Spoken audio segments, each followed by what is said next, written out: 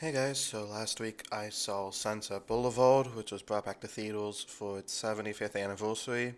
So I saw it with my dad. I've seen it before, but it's been quite a while. It's probably since high school. Um, so this will be my third time seeing it, but my first time seeing it in theaters. So I I think it's a great movie. It looks really good on the big screen. I know a lot of people my age or younger, even a little bit older, think that black and white movies are lame, but I don't know. I think that's limiting yourself because there's a lot of great black and white movies from the era, So you just got to be open minded about that type of sort of thing. But Sunset Boulevard was probably one of the first movies to give an honest depiction of Hollywood.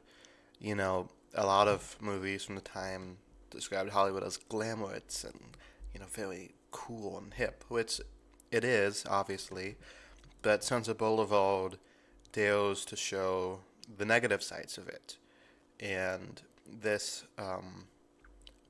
really going against the grain of the clean, cool, hip Hollywood image that was around at the time. If it wasn't for this movie, we wouldn't have had movies like Whatever Happened to Baby Jane or Mulholland Drive or Inland Empire that also show the darker side of Hollywood. So this movie was very bold at the time, and I think it was pretty controversial among critics for that.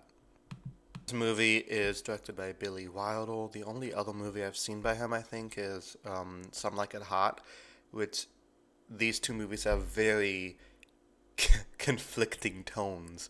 Some Like It Hot is a very farcical comedy, while this is much more serious and psychological. Other great movies, just for very obviously different reasons. So this shows two struggling artists, Joe Gillis, who's played by William Holden, very young William Holden.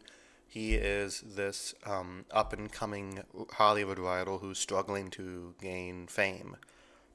And on the other hand, you have Norma Desmond, played by Gloria Swanson, who is an older aging actress trying to reclaim her younger success. The way these images are shown in the film are so beautiful in black and white. I think the black and white actually enhances it rather than detracts from it. You have so many stunning images. You have William Holden's dead, lifeless eyes and facing down in the pool. You have this dead monkey. Um, it's the house looks so creepy, and that first time you see Norma Desmond in the window, it it just looks great. It's a fantastic movie. I think it aged brilliantly. Norma Desmond well, she has issues, to put it lightly. Um, she's had this psychosis incident. I don't know. I'm not a psychologist. I'm not gonna diagnose her, but she's woo, she's a little cuckoo and a little psychotic. But honestly, you spend the movie just feeling bad for her because Hollywood doesn't really treat their, you know, she was told her entire life that she was this brilliant star, this gorgeous actress. And then when she turns 50, she's not really wanted anymore. She's not the hot stuff.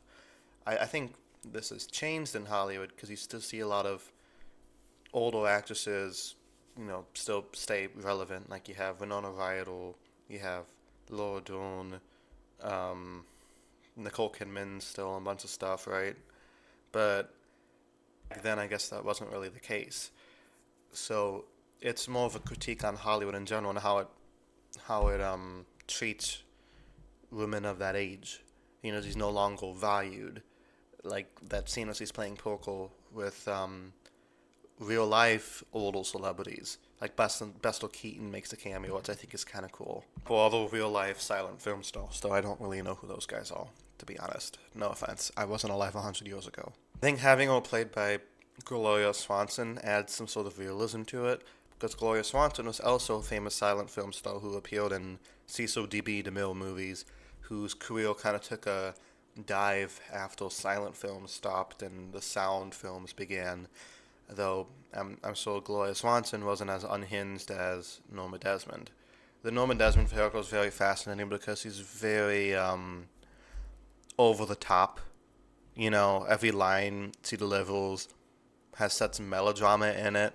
You start to wonder if she's even like a real person, or if this is a character she's playing, which I think adds to the sort of metatextualness to it. Like some of her lines are just iconic, you know.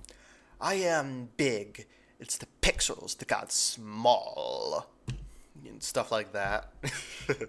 But you could have this pompous, uh, Noxus character, but still feel really bad for her. Like when she tries to kill herself, you just you just want her to get mental help.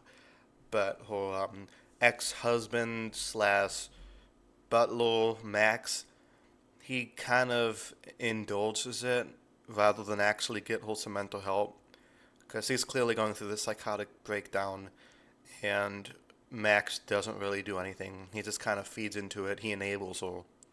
When I think a more sensible person would have got her a counselor of some kind or did something. I know mental hospitals aren't exactly as good as they are now, but I feel like it would have been better than this situation. You know, you could have found something better.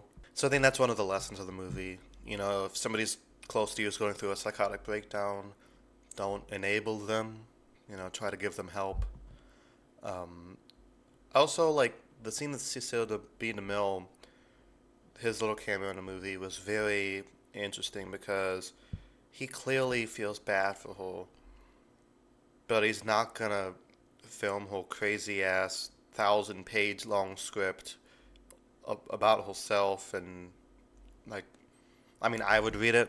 That sounds amazing, but it's kind of ludicrous.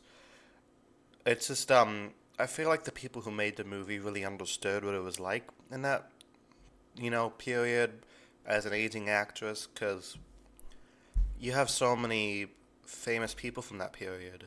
You know, Cecile B. DeMille, Gloria Swanson, Buster Keaton, people like that, that you could have, that they probably talked to while making a movie. So it adds this level of authenticity to it. I like the grounded approach of William Holden's friends, you know, like Miss Cyril, I forgot her name.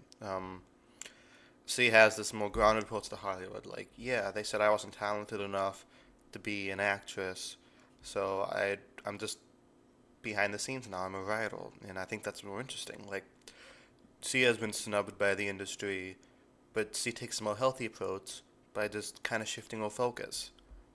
And maybe Norma Desmond could have done that, because you see, she is a creative person, but her being in the spotlight was all that really mattered to her. Anyway, I think I've rambled about this film enough. It's a classic movie. If you haven't seen it, go see it. Um, it does have the thing where like he's dead at the beginning, so he tells the story of how that happened, which is a good use. But I prefer it if they didn't have that and have him dying be the end of the movie. I feel like that would have came off as more shocking. It's kind of the same problem I have with American Beauty. Like the opening of the movie is like, I'm dead. This is how it happened. I don't know. But that's like the smallest criticism, but otherwise a great movie. So let me know what you guys thought of this, and I'll talk to you guys next time for more Doctor Who videos. Until then, peace.